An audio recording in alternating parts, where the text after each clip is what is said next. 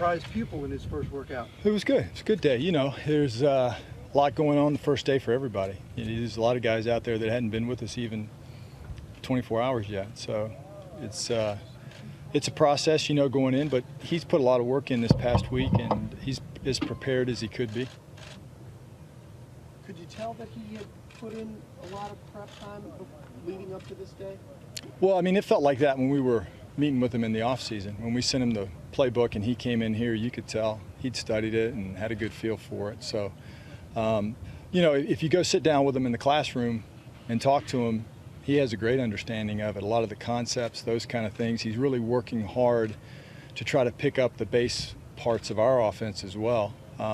You know, it's always different when you get on the field, because I heard him ask the question a minute ago about Oregon playing at fast speed. Does that make it, you know, better for him? Well, playing fast is a lot different from the defense playing fast. The speed at which the defense plays is a lot faster at this level, and getting accustomed to that, it takes time. You know, even today, it's going to be a different speed when we get into the first OTA and we're going against the #1 defense. So it just takes time.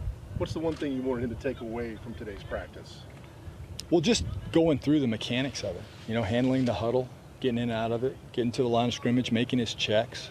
There's obviously parts of it that he's very comfortable with, and other parts of it where it's new to him. So, you know, trying to blend all those together and process all of that, that's something that just, it takes time. He talked about being under center and being that close to the defense and how it's a different perspective.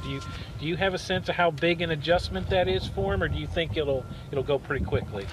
You know what, I don't see that as a problem. He's put a lot of work in. He seems pretty good. I mean, until we get into a game and you get those A-gap blitzers in there, or people are pressuring, you know, you don't know how they're going to handle it. That's all part of the process that you have to go through. When you talked about his ability to keep his eyes downfield pre-draft, that more than half the battle for any quarterback trying to, whatever offense you're learning, just keep your eyes downfield?